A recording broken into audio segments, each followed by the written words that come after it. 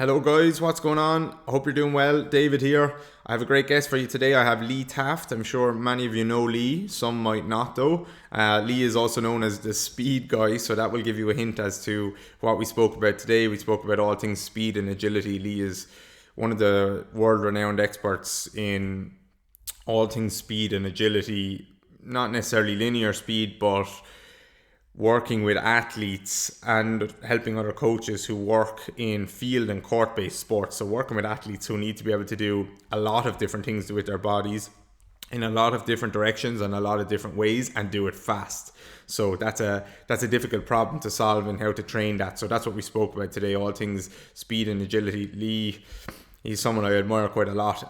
He has a ton of, it's clear to me that like he's been working on his craft for so long. He thinks deeply about movement and how to coach movement and trying to always get better. He's been doing this for I think over 30 years. So to maintain that passion and so much integrity, and you'll hear that from the way he talks about movement, that's a big inspiration to me. So we spoke about obviously speed and agility. We spoke about the patterns, the 7 patterns that Lee identifies and uses and how he actually coaches them patterns. And we spoke about maybe kind of reintroducing speed and agility to athletes, to healthy athletes, and then in a little bit of around the rehab process. And then towards the end of the podcast, or the second half of the podcast, we spoke about kind of some backwards jogging and backwards running and why Lee likes to use that and all the different things you can think about when you're using that and all the different options you have to coach.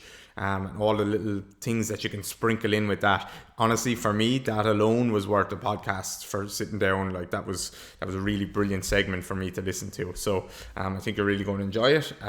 Don't forget to go and sign up for our membership site, DGR Interactive. We have 20% off there. You can use the code DGR Podcast. Here's an example of what we put up last week. So I did a 13-minute video on plyometrics using asymmetrical landings to bridge the gap between double leg and single leg work in your plyometrics. So that's a video that's there that you can watch straight away, 13 minutes, and you'll be much smarter.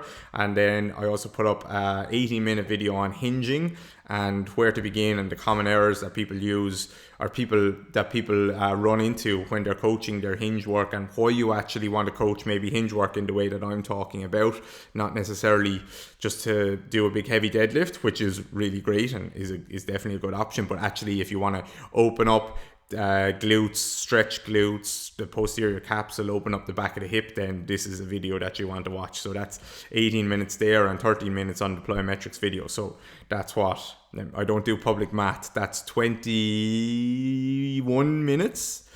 And in 21 minutes, 31 minutes, 31 minutes. That's all you need in 2 separate videos. And there's all these other videos that you can watch as well. So go and sign up. That was just an example of last week's content. Go and sign up, DGR Podcast, for 20% off. Type DGR Interactive into your phone. And for now, here is Lee Taft. And I hope you enjoy. Hello, Lee. How are you? Thank you very much for joining me. Hey, David, doing well. Thanks for having me. I've been looking forward to this. Yeah, me too, man. Me too. I've been admiring your work from afar for a while now. So it's brilliant to get you on. I appreciate it. This will be fun. Do you want to give us a little bit of an elevator pitch as to who you are? It doesn't have to be super short or anything. I don't want to I always say elevator pitch, but actually then people like rush it. So you don't have to rush it. No, absolutely. So I've been in kind of the coaching and fitness world for quite a long time now. I started in the later 80s as a phys ed teacher, and I grew up in a family of teachers. I'm the youngest of 6, and my father was in it 44 years, and my brothers and sisters, they all were in it. And so from that point, when I started as a teacher, I was also a head coach or a coach of 3 different sports. I was coaching football, I was coaching basketball, and I was coaching track and field. And then I pursued the strength and conditioning. Probably around 1991, I went into strength and conditioning, and so over the since then, I kind of went back into teaching a little bit, back and forth. But I've owned 5 facilities. We call them speed academies. I have coached a lot of teams, especially basketball over the last many years, been a head coach of basketball. And so I've kind of done a lot, but it's always been in coaching and fitness and strength and conditioning realm. And then kind of my niche has always been this multi-directional speed, simply because as an athlete myself, I was a college athlete. I played tennis and basketball in college, and I was good at that. I wasn't a big, powerful, strong athlete. I was a small, quick, athletic athlete. So it attracted me to it. So I started studying it and learning it.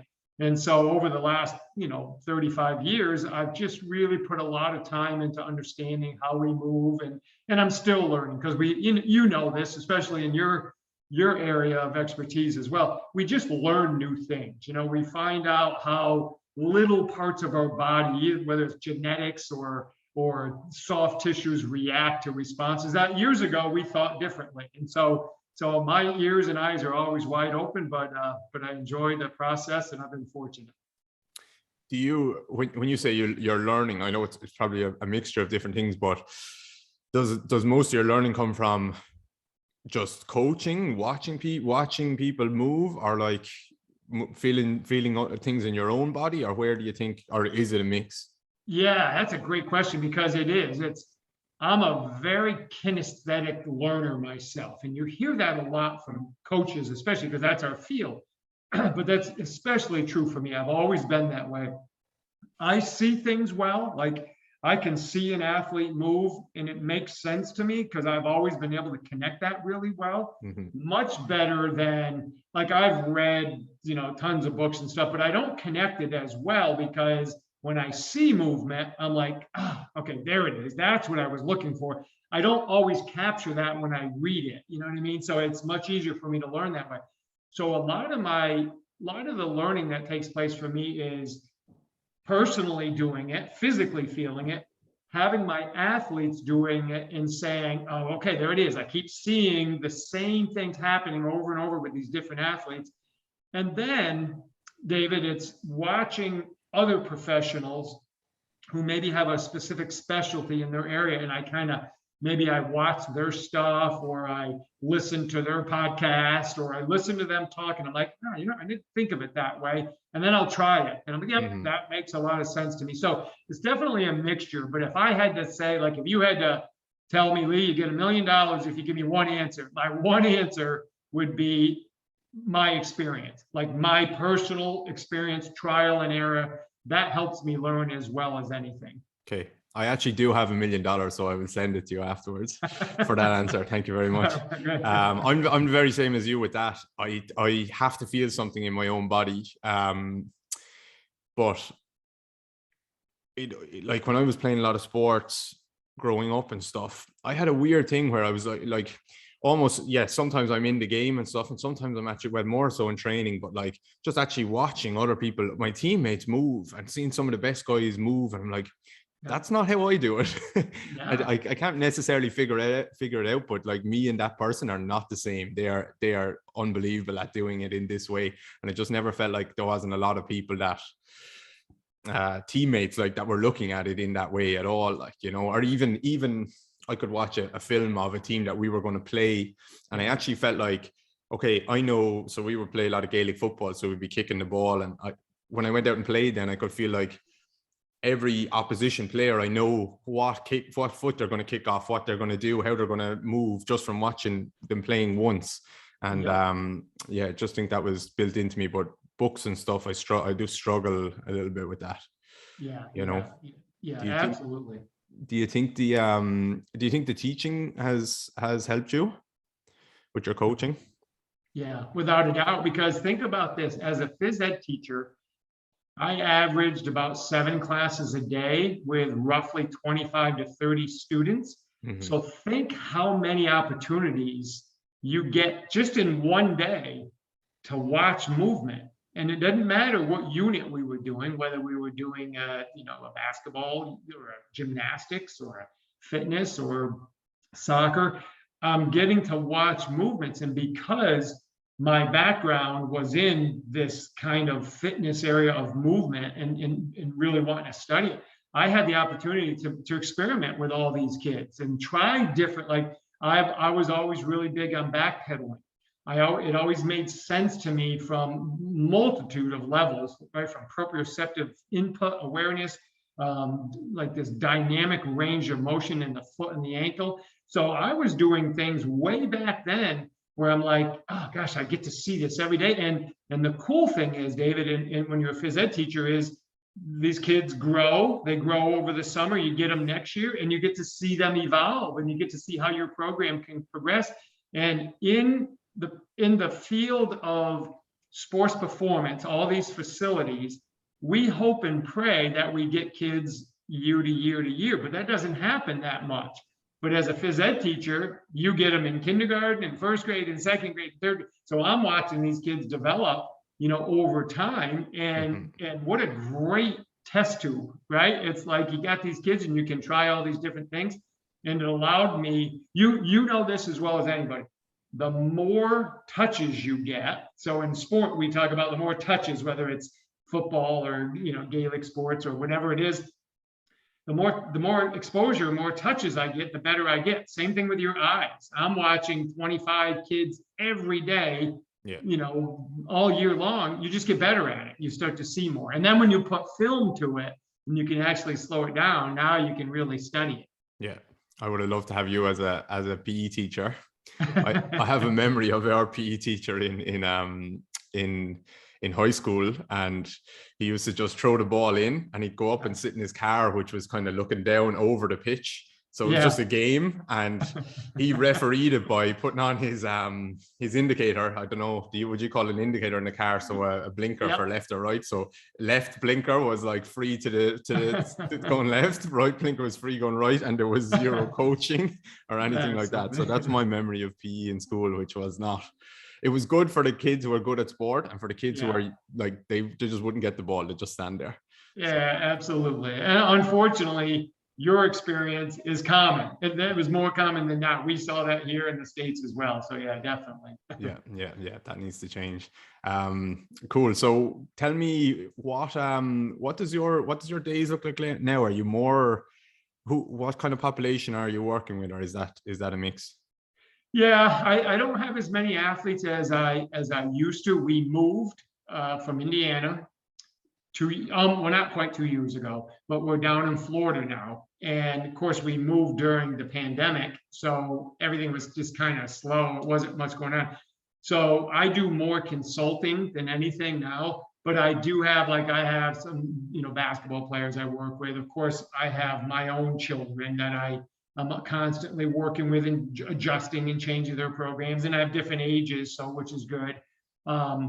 And I have some higher level baseball play, basketball, and different sports that I work with, but not a ton of it. So a lot of my day is I do my own little podcast now. I changed mine over the years to these short 5 to 8 minutes thoughts. It's just, here's my thought for the day. I'm going to talk about it and then get input to people. And I do the same thing with my blog.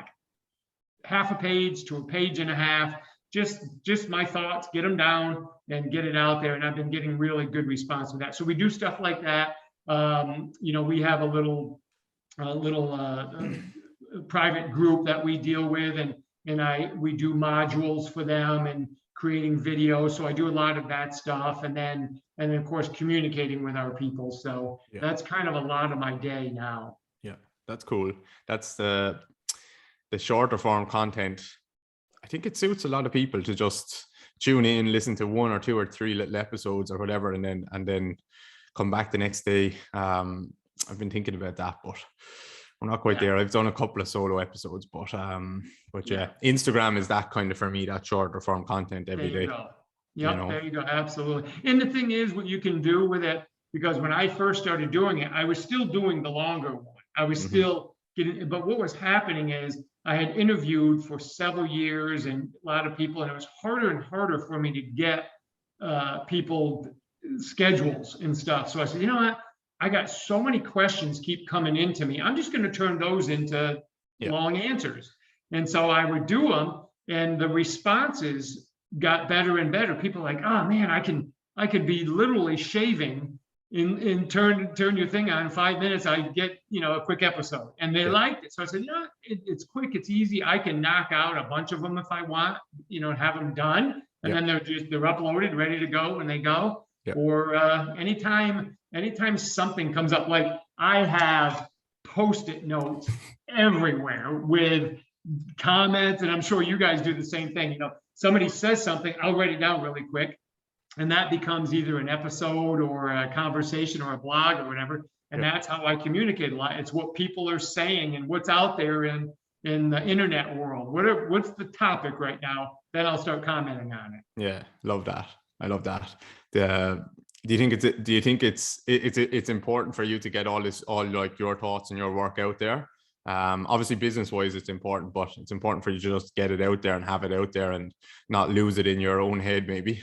Yeah, definitely. And the other thing is I'm really, really big on getting conversations started, because I think sometimes our profession just kind of follows the flow sometimes, and they don't question things. So there's times when I'll post things, even though I might think differently about it, I'll post it in a way that creates a little bit of a controversy, because then more people start posting their thoughts. And I'm like, there we go. Now we're getting conversation. Now we can start to say, well, geez, maybe my way isn't the best way, or maybe my way is actually working really well. But sometimes until you question people, and I always said, I don't ever question people to be disrespectful. I question it to create conversation and to create thought. And so when I put a post out there, like if I'm talking on a particular topic like travel sports are big here in the States now, where people have to pay quite a bit of money, a lot of money to do it, travel long distances and all, but they're skipping the development. They're skipping actually just, let's get better at something first. Let's spend some time and get better at it. So I'll post on that a lot, and that always creates a lot of thoughts.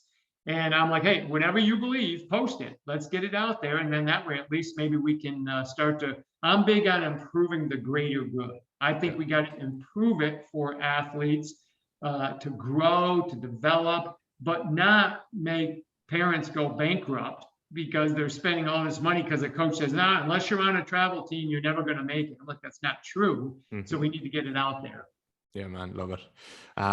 So first thing I wrote down when I was thinking about chatting with you is, I think there's a lot of thoughts out there with regards to sport and training athletes and athletic development, where let them play the sport and then just get them in the gym lifting, which actually I don't think is necessarily a bad idea, and can work a lot. But when I think of you there, not that you wouldn't get people lifting or anything, but I think of your world maybe being a little bit more in the middle of those two things and helping people with their speed and their agility, and maybe that transfer over to the sport. So now maybe I'm unfair to describe some of your work like that, I don't know, but where do you stand on that viewpoint of just like separate the sport and then just get them strong in the gym and leave everything else kind of up to themselves?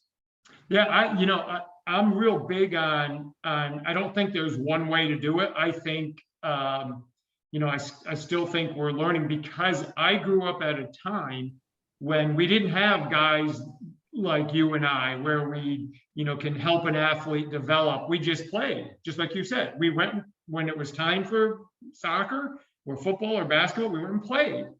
And then we didn't have training back in the 70s and early 80s. It just wasn't around. So, but we were good athletes. So, the model existed and it worked. But now we look at athletes, they're bigger, faster, stronger. And because there's so much more performance training, we know that works too. But at times we look at it and we say, yeah, but we're also still, the injuries are going up as well. So are we actually doing the right things? So the way that I look at it is, I try to take an athlete that plays a sport, and I try to take general athleticism and specific athleticism, so specific movement, speed patterns, whatever, and I try to give the athletes context, so when they're playing, they understand why maybe this athletic stance is better than the one they're currently using. Or when they're trying to accelerate, here's why they have to accelerate maybe better in badminton or in racquetball or in soccer or football. This is why you want to accelerate. So I try to give them context always. because what has happened in our world of sports performance is we've become very drill oriented.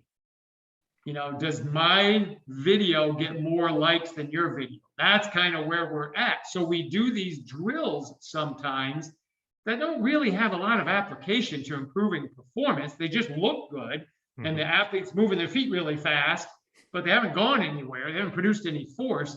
So the way that I do it, sometimes people look at it and they're like, well, that's all you do? I thought you did all this fancy. No, I'm like, I'm trying to improve performance and health. I don't care about all the fancy stuff. My stuff is very basic, very simple. It's built around those 7 patterns. And then the strength training gives my athletes the potential to produce more force or reduce all that mass and momentum. So I look at it as the ultimate goal of an athlete is go play your sport. Now, how can I secondarily, okay, because playing the sport is critical. That's what they're doing it for. So secondarily, how can I make that experience more fun and more enjoyable and improve their performance? So I try to do things that are general at first and then specific, because if I have to be a good goalie, well, there's specific things I got to do versus being a forward, right? And so then I just try to give them context all the time. Well, here's why you got beat. Let's improve maybe your hip turn, opening those hips up and covering distance a little bit better. So it makes it really easy for me to get the message across to the athletes rather than doing these drills and the athlete finishes and saying, I don't know what I just learned. My feet moved really fast. I'm not sure I actually learned anything. So that's kind of my take on that. Yeah. What are the 7 patterns? Yep. So we have 2 linear patterns, right? We've got acceleration and we got max velocity sprinting. Then we have 2 lateral. So we got a lateral shuffle, gait cycle. And then we have a lateral run where we kind of are running sideways, but yet our upper body is still, some people call it a crossover. I call it a lateral run. And then we got 2 retreating patterns. We have a back pedal, and there's variations of the back pedal. And then we have this hip turn. So it would be like a tennis player at the net and the ball gets lobbed over their head. Now they got to open their hips really quick and run back. So we call that a hip turn. And then we have jumping. And you can imagine all the variations of all those, right? There's tons of variations. But if we can give the athlete the foundation of those 7 patterns, now we have a platform or a foundation to build off. Now I can make it specific for your sport or for this athlete's sport. But if we can do those very well, we're going to be ahead of the game. Now, the only thing I hadn't talked about yet is with those patterns is change of direction. So we can add that in as well. We got these different deceleration, reacceleration patterns. We've got like the 180 runs, 180 series, all these different things can go. But when I get athletes, and this is what I did with my phys ed kids, every day, that was part of our warm-up. They did those 7 patterns. It only took a couple minutes, but they're getting exposure to it every single day. And next thing you know, they get better and better and better. And now when I really attack one of them and really try to break it down, they're ready for it. Yeah. That's so good. Because when I think of, I think when a lot of coaches, so like an S&C coach or something, they're dealing with a soccer player or a basketballer or whatever, and they're like, okay, we need to start training speed here. I would say a lot of coaches are guilty of just going like, okay, I'm going to teach them some marches, some like ankle dribble, calf dribble, knee dribble, and some bounding, and then some acceleration and some max velocity. And I teach them those drills, and then we do those drills every training session, or one training session, or they basically just flog those drills to death or those patterns to death for several years. But now, look, for some field sport athletes and whatever, they can make a lot of improvements, probably just doing those drills, because even some track athletes are doing those drills for 15 or 20 years, and they're still, now look, at some stage, they're probably a little bit obsolete. They're just a warm up, but they're still maybe getting some benefits. But so how do you think about then with a limited time with an athlete, introducing those patterns, not just in a warm up, but actually introducing them and maybe progressing them and sticking with them for maybe years at a time, rather than just learning 5 or 10 drills and off you go. Absolutely. This is the question right here. That what you it's just a broad asked. Question. Well, and what it is, what's great about it is it makes us have a better understanding of programming for success, not just programming to get stuff done, but let's be successful. So every day when I'm training an athlete, we're going to do those 7 patterns during the warm up, because we have to warm up at some point. So we're going to do these patterns because they're getting exposed to them. All right. So a lot of times I'll set up 20 meters and they can do those different patterns. Now, max velocity, because it's warming up, we don't always sprint full speed. We can do drills such as an A march, a dead leg drill, or something that's vertical propulsion based, which is a max velocity. But all the other drills we can do, pretty simply. So now let's say today, guys, so today is Thursday, and I want to focus today on lateral development. Lateral stuff is my focus. So I usually choose 1, maybe 2 skills, and I dive deep into those. So at the end of the session, we both, myself and the athletes, have a win. We walk out of that. I know I got across the things that I need to do. And the athlete says, you know what? I actually got better today at the lateral shuffle, lateral change of direction, maybe lateral run than I was before I walked in today. But if I tried to do all 7 patterns, the whole workout, the athlete's like, I know I did a lot of stuff today, but I'm not sure what I actually got better at because we did so many different things. So then the next workout, I might take a minute and review what we did today, but I'll hit a new pattern. But the great thing about playing sports is they're going to hit those patterns anyway. Whether you and I did something with them anyway, if they're playing, let's say volleyball, they're going to jump, they're going to move laterally, they're going to hip turn, they're going to do all that stuff just playing. So I know they're getting exposure. So when I get a day and I can really break down 1 or 2 of those skills and give some variation, they're going to benefit from it. They're going to remember it because we're going to hit it again and we're going to review it. But that's much more powerful than me saying, well, for example, let's go soccer, okay? Because that's a world dominant sport, right? If in one practice I worked on 10 or 11 different types of kicks, really, how good are you going to get at any one of those? Because all of them take a different type of a technique.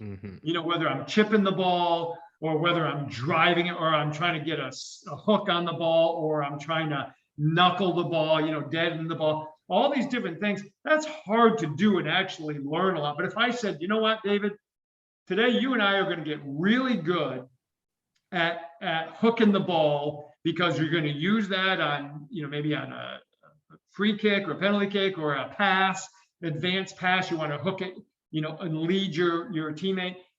We're going to really focus on that today. You're going to walk out of that practice feeling pretty good about that one skill. And I'm going to, I felt like we got a lot done, and then we can come back to it another day. So that's, I think, the biggest mistake we see in sports performance is coaches just have a drill mindset. How many drills can I do? Yeah, 100%. Versus a skill mindset, which is, how can I make this skill better today? And then come to another day. Yeah, I love that. David Beckham pretty much made a career out of curling the ball, and he used that kick.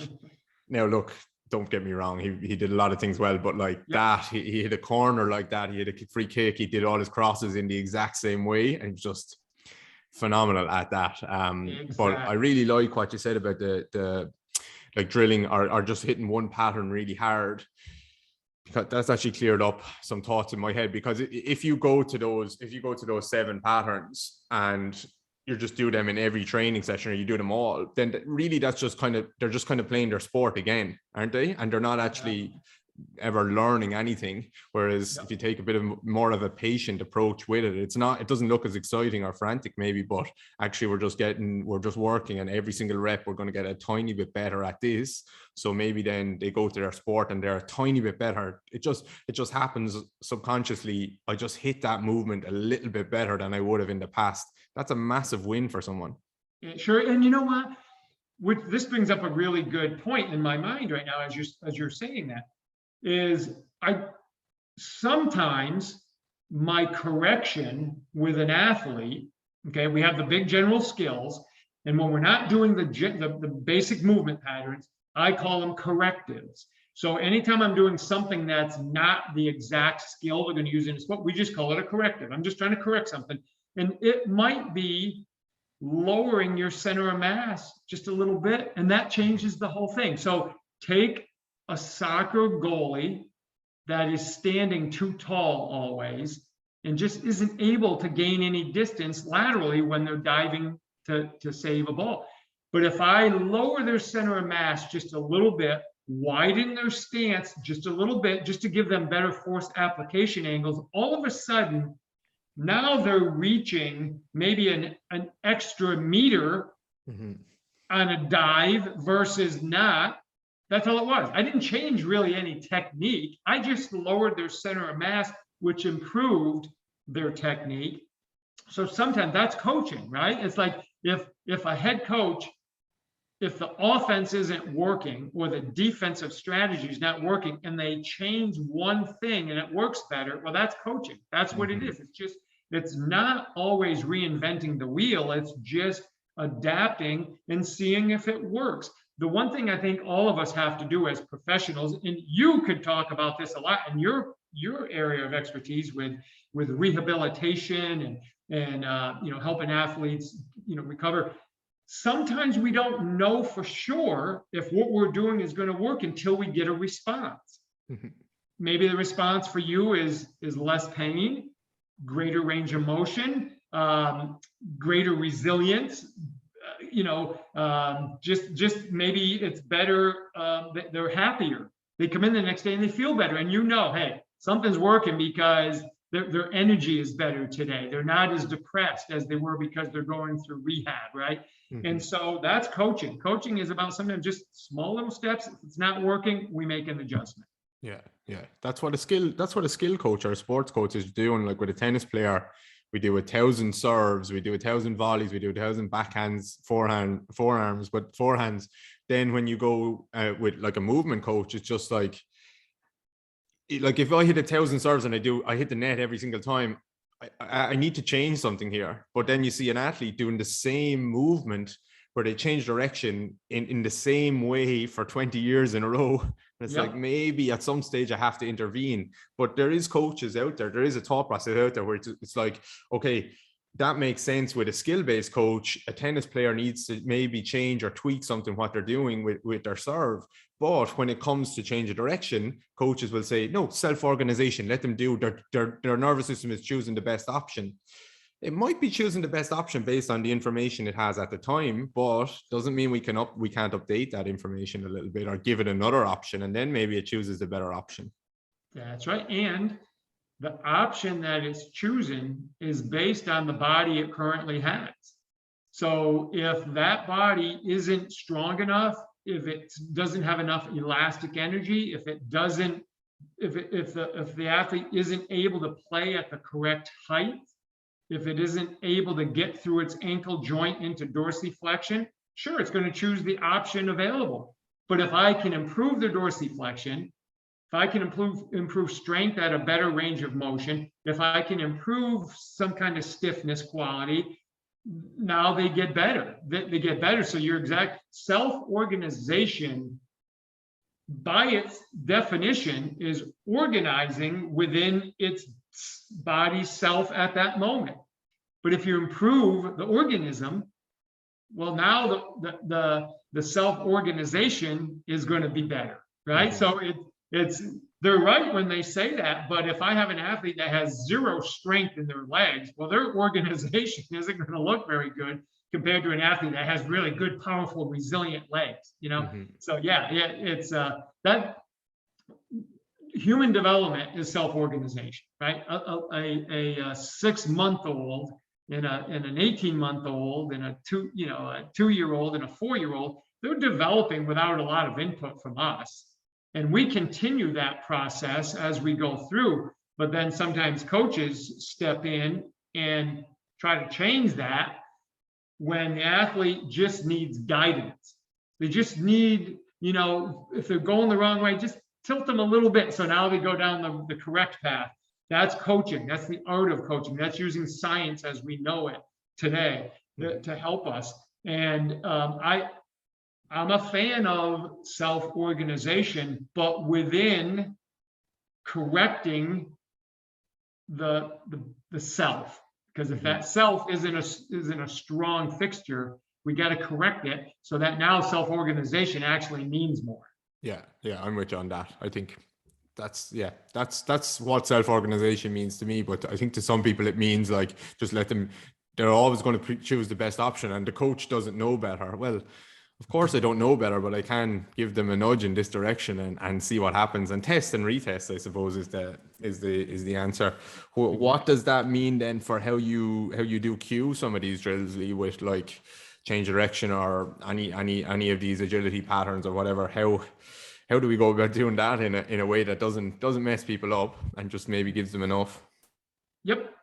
That's a big question. So I have a system that I call the reactive tier system. Okay, the reactive tier system kind of was being formulated in my mind years ago. And then, just like anything else, you kind of start to throw stuff out and keep stuff, and you kind of put things together. And so I started to look at it and say, okay, well, how can I make this so that I can quickly and easily assess my athletes and know kind of where to go? I don't have all the answers from a day-to-day, but it gives me a better overview.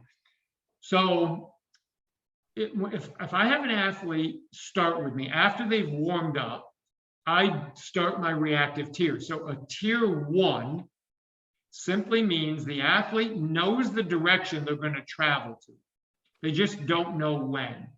Okay, so I'm creating some kind of reactive component or predictive component. They have to kind of predict when they have to move or react when the signal comes. A tier 2 means the athlete doesn't know which way they're going to go and they don't know when, but once they go that way, the drill's done. So for example, it could be a tennis player standing on the baseline and they either have to hit a forehand or a backhand, but they don't know until the coach hits it. And then once they hit it, they just kind of come back to the middle and it starts again. All right, that would be an example of that. As where a tier 1 could be like the athlete knows there's going to be a drop shot. They just don't know when, right? But they know they're going straight ahead. And then a tier 3 enters in change of direction. So that could be like a mirror drill. You and I, like I'm trying to go right to left with you. Anytime you change, I have to change. So that's a little bit more advanced. So when I start implementing, when I do the warm up and I give an athlete one of those tier levels, it tells me a lot right off. Let's say I had you today, David, and you were doing a drill and I'm like, yeah, you moved pretty good, but I didn't really like your arm action. Your arm action was off. So I can cue you, hey, David, think about this. On your first couple steps, be more aggressive with longer arms, because we know, the athlete doesn't have to know this, but I know if the arm action is longer during acceleration, especially that first couple steps, that gives them more time to produce power. So by me saying, David, use a longer arm action, or I like to say, throw your hands back. So the cue is throw your hands back. So the athlete knows right up. They can just throw their hand back, and that gives them something kinesthetically to work on. And a lot of times right then, I see a difference in an athlete's acceleration. If that, let's say you were taking off and you were popping up, we call that rearing up, like a horse gets scared and it rears up on its hind legs. So I'll say to the athlete, chase your shoulders, and that keeps them forward. Simple cue. I didn't make any mechanical really corrections. All I said is just chase your shoulders. And a lot of times I see a correction. And the last part to this is, because I've done this so long and I was a phys ed teacher, I understand learning is messy and it takes time. Okay, we both know the brain doesn't automatically in one rep create a smooth motor program.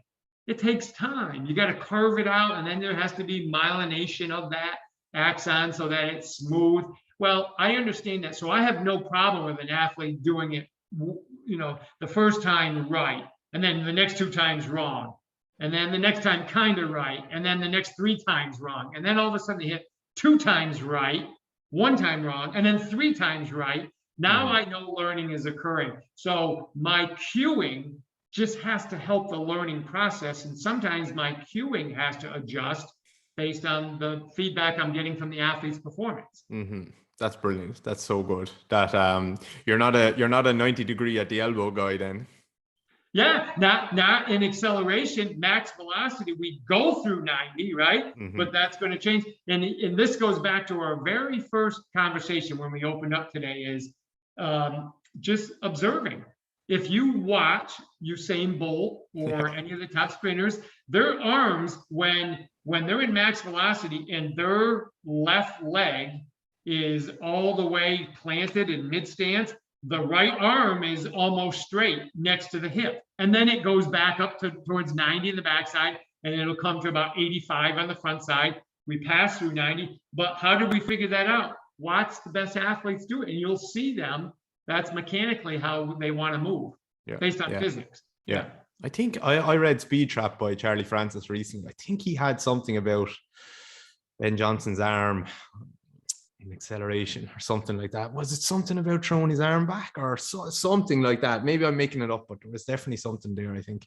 And then I see coaches like cueing like a robot, like 90 degree elbow all the time. And it just doesn't marry up with what I see when I see athletes move. No. Well, and if we understand physics, like if we understand laws of motion, laws of changing inertia, laws of acceleration, for me to get my body mass moving, okay, so to get somebody that's let's say 80 kilos, and they got to get that mass moving from a standstill. Well, it just makes sense that I have to produce force longer because I haven't started moving yet. So in order to get moving, I have to push longer, but then the next step will be a little bit less longer, and then the third step will be less, and eventually my steps are just like tapping because I'm going so fast it becomes elastic. Well, in the early stages, if I'm going to push longer, that means my arms have to coordinate with my legs, so they have to be longer. And then as my steps get shorter and quicker, because I'm tapping, my arms will do that. That's just coordination. That's laws of human movement. So when we look at that and then we watch athletes, we can say, oh, there it is. There's whether you're studying Newtonian laws of movement or whoever, there it is. That's the laws that I've been studying. There, it's actually happening in real time. And that's kind of how I developed the same concept for multi-directional speed. Yeah, that's awesome. That's brilliant. Do you see many athletes who are actually just so tight, like through the upper body, that they don't have that shoulder extension or their rib cage is super stiff? Yeah, I just did a short video on that yesterday or the day before on how, one of the things I'll do when I know my athletes are going to have a sprint session today or running session today, we'll take these, elastic bands, and we'll do functional flexibility through strength. So I worked with a professional baseball player one time that was very fast, but he loved to bench press. So he was, if you looked at him from the side, he was tight and pulled in, and it affected him and it caused injuries because he was incredibly fast. But at those speeds with limited range of motion, something's going to give. So we would do things with him. So like if I were doing a one-arm tubing or a cable press, I would go to extreme range of motion, pause it, hold it for 2 seconds, but keep tight. I'm actually getting isometric. I'm not just letting the joint get stretched too much. And then press all the way and come back. And what it did is it opened up his ability to have that range in the control. But we did it through kind of almost like potentiating rather than just passively stretching the tissue in the joints. We would were contracting to pull back, and it helps tremendously on those things we were just talking about for accelerating. Yeah, that's brilliant. I'd see that as I kind of dive into the breathing stuff a little bit and getting the ribcage pumping and stuff. I'd just see that as getting the pump handle up and the opening up the chest wall. And I usually start with like just some breathing drills to get that chest to open. But like you're just doing the same thing there in a different way. And I would progress on to like just strength work through full range and stuff as well. With that. Yeah, that's so good. So with your I think you said with the tiers, like could I look at that as in rehabilitation then, where like, so tier 1 could be day 1 and week 1, where you're just, you know exactly what you're doing. So I'm reintroducing like your sport, but you know exactly what you're doing. You're going to hit a drop shot or whatever, and you're just going to step onto your right leg. Tier 2 is maybe you have to move like in a little shuffle, is that right? But you still know what you're going to do. Yep. You're going to plant onto the right leg. And then tier 3 is like, it's just you have to mirror me. So actually, as you increase the speed and so it's less top down, it's less of a conscious cue now, and now you just have to organize your body without allowing yourself to think about it. Exactly. And the great thing, and I've done a lot of workshops at physical therapy clinics, just introducing these concepts. So I do tier system with the upper body too. So let's say you just had somebody off a shoulder surgery or had an injury.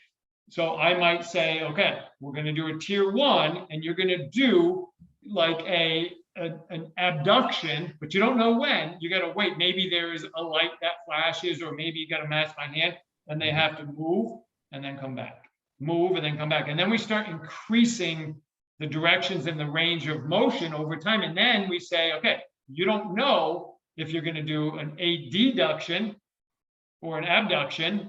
That's a tier 2. And then the tier 3 is now it's wherever I go, you have to go. So now we're getting the acceleration, deceleration, amortization of the shoulder joint, which we know if they're doing it in standing, incorporates the foot, the core, the hips, the low back, the multifidi. Everything is being involved with a low level. Maybe you have a 75-year-old person who went through it and needs the whole kinetic chain to get re-engaged again. So we can do it that way as well. So it's kind of fun to play with this stuff. Yeah. That's cool. I have some closed chain, not mine, but like closed chain work against. So single arm, or let's say you're kneeling down facing the wall, single arm against the wall, and you have a lot of weight in on that hand. So that would be like level 1, maybe an isometric there. Level 2 is you start kneeling, and actually, well, these aren't necessarily levels, but like level 2, you start kneeling. I have a post on my Instagram from like 2 years ago. You're kneeling, your hand is on the floor, and you have to push off that hand and then land on the wall and catch yourself on the wall in that isometric. And then level 3 would be exactly that, where I'm like standing beside you, your hand is on the floor, so you're producing force off that hand, and then you're accepting it against the wall. But just before you hit the wall, I'm going to say like, okay, to the right or up or to the left or down, and you have to catch it in one of those positions. So it's kind of a playing around with the closed chain stuff. Sounds very, very, very similar to what you're doing there. Definitely, that's what it is. And it's about reintroducing. So if we have healthy athletes, okay, we can do healthy things. We can just go and experiment and play, and we're unafraid.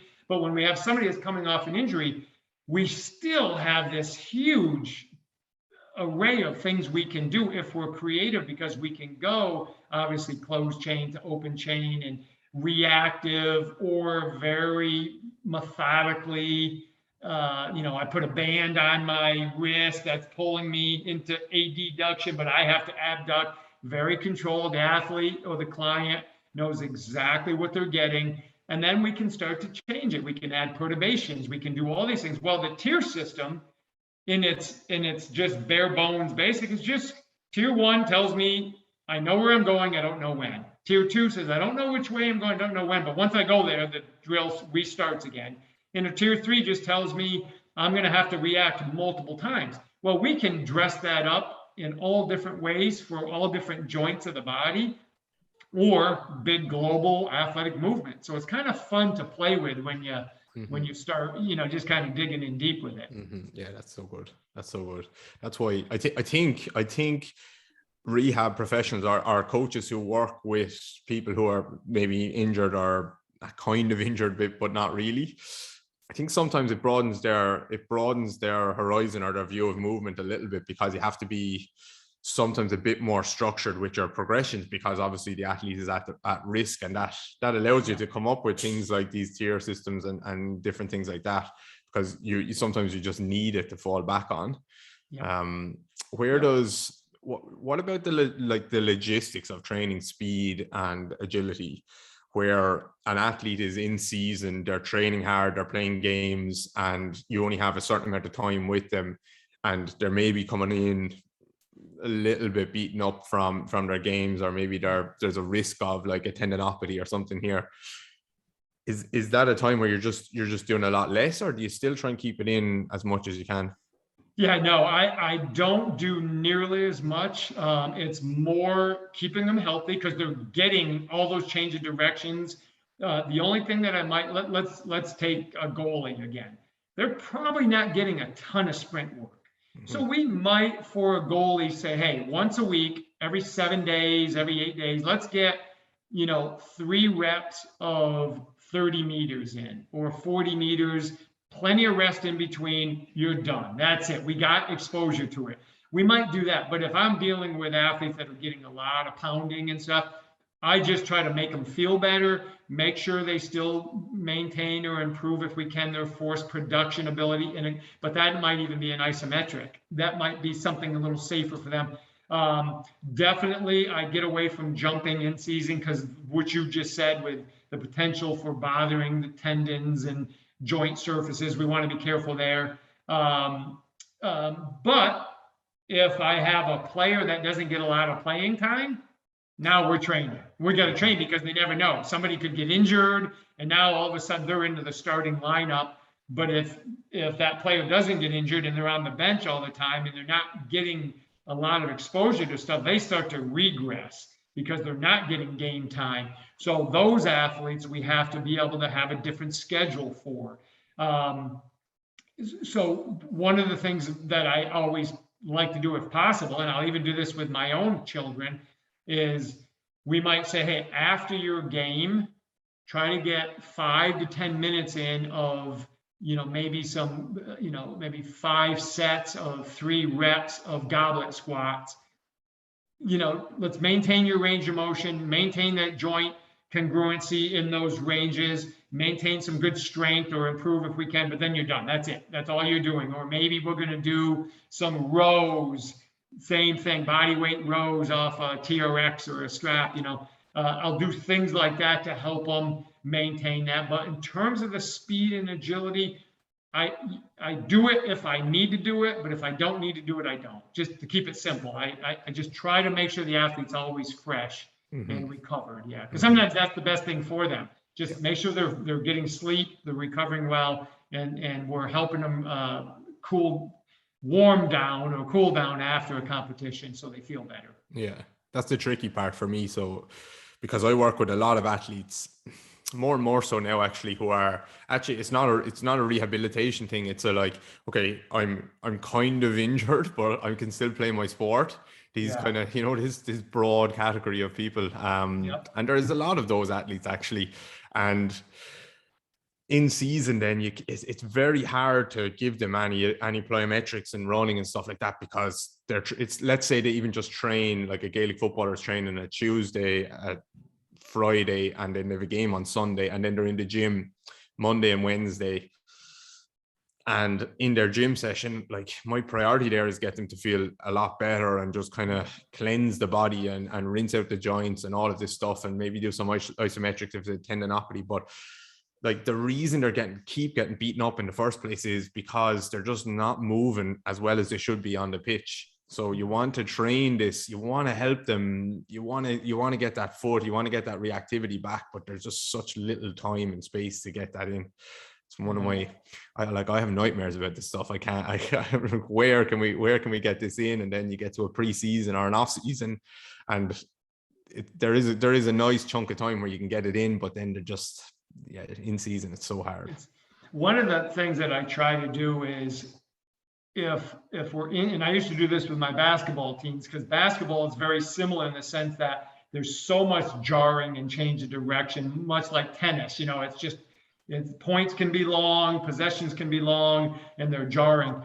So what I would do is do band resisted quick accelerations, because it's only concentric. Mm-hmm. They're producing longer force, and it's not a really sharp, quick force, so it's less affecting the tendon and the joints, because they produce the force longer because of the resistance. So I can still keep my force production properties high and effective, but I'm not jarring them. So what I would do is, let's say you and I were playing basketball, we were on the team together. I'll put the band around you, and you work for 3 seconds, 5 seconds on pushing away, and then we switch. And then I go, and then we do a few reps there, so I can keep force production up, but I'm reducing the jarring effects, which is causing the pain. So sometimes I can remedy some of the technical issues they're getting by using that technique, because I can do that in multiple planes of motion, other than jumping, like you said. If we do jumping, we never land on the ground, we land on a box or something. So all they're doing is producing force, and then they just walk down, if that's something we deem that's necessary. But again, you just got to be playing the sport, has to be the priority for these athletes, because if it's not, now we're in trouble with the head coach, and everybody else is mad at us. So. Yeah, exactly. So that's where you're going to just in general. Then in season, you're going a lot heavier towards the lifting side of things, I presume. Yeah. Because we can control that, and the athletes. The great thing with that is you say to the athlete, work in the range that doesn't bother you, that's pain-free. And, what research tells us, maybe 10 to 15 degrees on either side of that motion. Sometimes we can gain some accumulation of motion there. So if we can do that with an athlete, sometimes we can get a lot of benefits. And like you said earlier, we get some isometric work, we can reduce that pain in a tendon for a little bit, and they can get some good work in, and then help them recover, whether we're doing some kind of flossing technique to help get rid of inflammation or whatever techniques that work. Then we can at least buy some time for the athletes. Okay, cool. You said something earlier about the back pedaling stuff.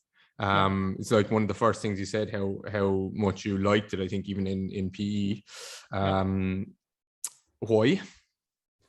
What's so good about it?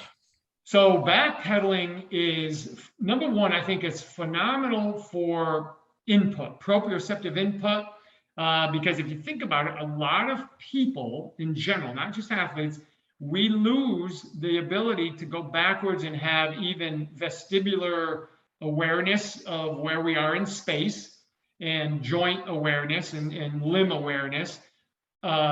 It drives a natural dorsiflexion of the toes, the mid-tarsal joint, the foot itself, the ankle. It gives my Achilles tendon and that tissue on the back of the lower leg great input. And depending on, we have a back pedal technique that we call a compact, which would be squatting down more. Then I get more communication with my quadriceps and my soleus and my Achilles. If we do it extended, so very tall and long, now I'm getting more gastroc and hip flexor. So we're getting that cross chain, but focusing on different areas. But I get really good input for the athlete, sensory feeling of range of motion and how I'm feeling. But the other thing that's really good with it is it's really good and healthy with blood supply and stuff for the quads, the knees. I'm getting some really good metabolic effect there too if I'm adding some weight to it. Like maybe I have a thing called an exergenie, which is like a rope, and I do that a lot. I've been doing that for a long time. But when I have my young kids learn these different types of back pedals, they gain good functional range of motion and control and strength in these joints that we just don't hit very much going forward. So those are some basic things that I like to do with it. Yeah, that would have been in every like Gaelic football and hurling warm up, like just jog out to the line and backpedal. But when I think back, it was like backpedal, but like you're just on your toes. It's like a little skip Yeah. backwards, and it's just missing all the good stuff of letting that heel drop, or maybe being down in a bit more of a squat and getting that dorsiflexion back. Actually, now Yes. that I think about it, like most of the things were up on your toes, up on your toes. Yeah. And yeah, that's just something that was just misunderstood for a long time, I think. Yeah. We have a warm-up routine that we'll go through. So the athlete will bend their knees quite a bit. So they're at least 45 degrees, if not 90, get right down. And then they start backpedaling. And I'm very specific during the warm-up. They go right to the toe and then dorsiflex, try to get to the ball of the foot, and then go flat-footed and then push off, and then you do it on the other. So we go straight back, and then the next time we do it, every step, we rotate the arms to one side or the other. Now the foot is fighting through pronation and supination because it's being led from a top-down driver, right? Mm-hmm. My upper back. So now the athlete is fighting those ranges, but it's improving the proprioception all the way through that foot and ankle. And then we start speeding it up, and then we'll start doing it sideways. So we go sideways, do the same thing. So now we're working pronation, supination with some abduction, adduction, and different patterns on that. And it only takes a minute because we'll go up 10 meters, back 10 meters, switch it, boom, boom, and we're in and out. And then we start going faster. Then we start running backwards. And then I have a series that we do, which is called the 180 series, which, so let's say we're going 20 meters. I jog forward 10 meters, and then I do a 180, and I backpedal the rest of the way without stopping in between. And then we come back, do the same thing, forwards, turn back, and then we go backwards, 180 to go forwards. Then the magic happens when we start manipulating the eyes and the head. So let's say I'm running at you, and I get 10 meters, and I start my 180, but I have to keep my eyes and my head on you as I'm turning. Mm-hmm. Now I'm driving cervical, thoracic range of motion, and it's very dynamic. It goes from open to closed chain, depending on if I'm on contact with the ground. But that's very specific for sport, because sometimes when we're backpedaling, our eyes aren't looking exactly the way we're going or away from where we're going. It's somewhere in between. And then we do just the opposite, where we start running forward, and then I whip my eyes and head around really fast, which brings the body around really fast. Yeah. So the athletes, every 2 weeks, we try to switch it up on them and add more to it. And it's amazing to see them. What I try to tell them is, imagine you're running on a balance beam. So you got to stay on the balance beam. Don't zigzag on me. Yeah. Stay straight. And it's very challenging for athletes. So if you have them run on the pitch and they run on one of the lines, you'll see they're like all over if they were driving a car, you don't want to be on the road with them, right? Mm-hmm. Mm-hmm. You want to try to get them straight. So it's a really fascinating system of development. Mm-hmm. It helps the athletes, and it's great for rehab too. Yeah, that's phenomenal. That's phenomenal. Like people talk about warm-ups and just doing the same things, and if athletes just get bored with warm-ups, it doesn't have to. There's so much stuff there. There's a million variables, the eyes, the head, everything. I see what you're saying about the whip. You see, like I watch my dog. I throw a ball for my dog, and she just throws her head first, and the whole body just whips and follows. And that the head is a heavy thing that can be manipulated. Yeah, that's right. And you know what's fun with this drill is you and I, as the coaches or trainers, can lead it. But then eventually, what I like to do is I'll say, okay, David, you're in front of me, maybe 3-4 meters. You're backpedaling. I'm jogging towards you. So we're looking at each other as you back. But then when you turn, I have to turn and go into my back pedal. And then we finish, and then we reverse it coming back. That's almost like a tier 1. Mm-hmm. Because we know what we're going to do. We just don't know when. And then we can manipulate it where it can be a tier 2, where you're going backwards, I'm going. When you stop and come at me, I have to stop and go backwards. So now we're entering into that little bit of deceleration, but we know it's going to happen. We just don't know when. So yeah, that's so good. That's so good. For anyone listening, like that part of the podcast, if you just rewind all of what Lee was saying there about the back pedals and stuff, people are always asking me about rehab for their shin splints and their Achilles. Like once you've got past the okay, I've done some calf raises and some foot stuff and ankle stuff, like reintroducing some kind of impact, back pedaling, and all that stuff, you would see a massive part. You would see me doing tons of that with my athletes in the rehab process. And just anyone who needs to get back running and stuff, it can kind of, especially if they've been plodding along forward running for a while, it can kind of scramble the signal of how they move, and suddenly that just propels them forward for some reason, for whatever reason, but it's so nice for them. Yep. So that's brilliant. Thank you so much, Lee. I have one more question for you. This is my generic question. Yeah. I know you haven't listened to a podcast, and I know you haven't prepped this, so this is off the cuff. But you're going to go to you're on a desert island for a week, and you're going to you can bring 3 coaches with you. No, not just coaches. 3 people that you'd love to learn from for a week. So some people ask this question where you're like at a dinner but you have a full week with these people. So who are the 3 people that you'd bring? Oh, okay, this is a good one. I've had. They can be dead or alive. Yeah. Okay. Good. I was just going to ask you that, and I definitely would want to know more about. There was a some of your listeners may be very familiar with a guy by the name of John Wooden. John Wooden was one of the best basketball coaches. He was really good. And not even so much because I want to learn basketball from him, but he was excellent at coaching, at life, and doing things. He would be a guy that I would definitely be interested in having with me. And then let's see, who else would we go with? I would probably, this person isn't necessarily a coach per se, but I would want to have an athlete like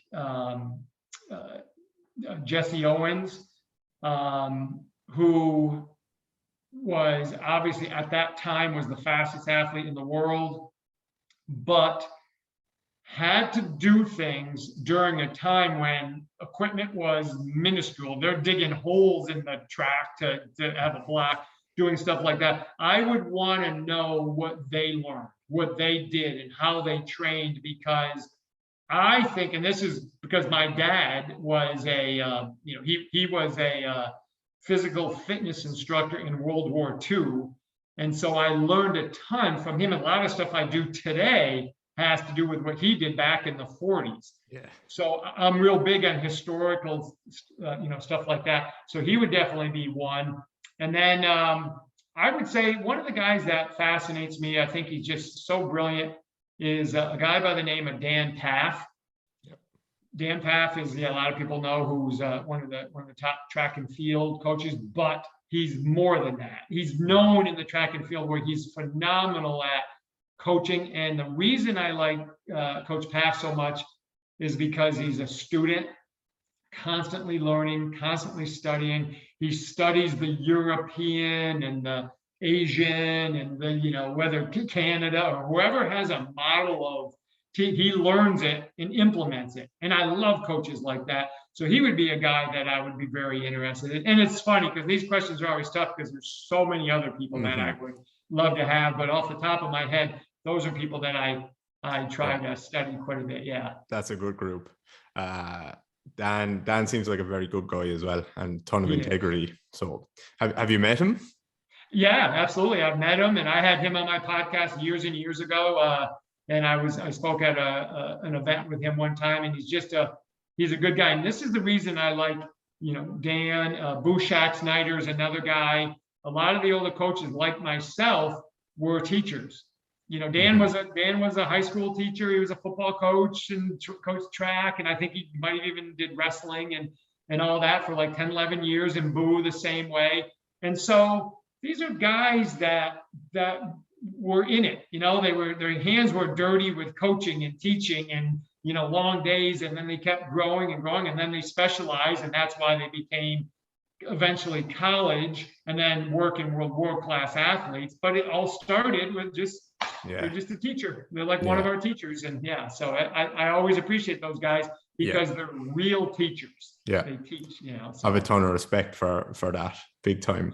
Yeah. I coached nothing. I'm not trying to compare myself, but I coached gymnastics for 12 or 18 months, maybe 2 years, but just kids gymnastics. And I learned more from that than anything else, probably just, especially on the communication side, like if you can't make it clear and simple for a group of 20 10-year-olds, you don't have a chance. And I was coaching kids gymnastics, and then I went straight into kind of S&C stuff for our local professional soccer team. And the stuff I learned with the kids, like I was able to carry straight over to the guys, and I felt a massive carry over there. So that was my teaching there was so important for my development. I'm so glad you mentioned gymnastics, because I had a really good background in gymnastics because my dad was big in it, and he taught it in physical education. Back when I was in school, I mean, we were in 4th grade doing backflips and giant swings and stuff like that, because we had a big, nowadays you don't see it anymore. Nobody wants to do it because of liability. But I used to teach gymnastics. I did a big unit when I was a phys ed teacher. And you're so right.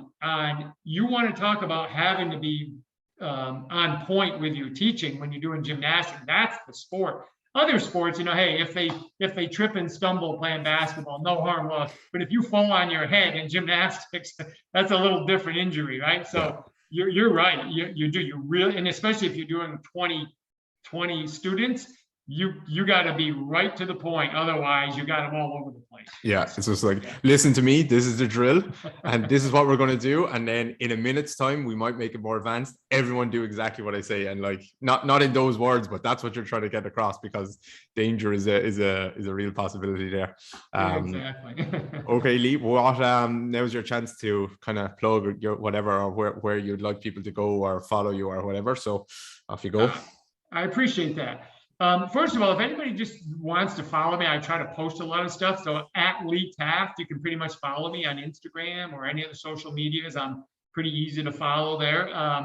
If you want, kind of like where I'm traveling or what stuff we're doing, leetaft.com is a good site to connect with us and get involved with anything we're doing. And then if you're in the area of, like, if you like basketball, I've been doing a lot with basketball performance lately. basketballspeedspecialist.com, and we have a course where we actually teach the coaches communication and how to use certain skills to help their athletes be able to move better on the basketball court. So kind of fun stuff. But yeah, anytime they type in at Lee Taft, they'll follow me on any social media, and I try to share a lot of stuff. So I appreciate it, David. Thank you. You're welcome, man. That's brilliant. How hard was it to you? Did you just come up with your own like basketball certification thing there for coaches?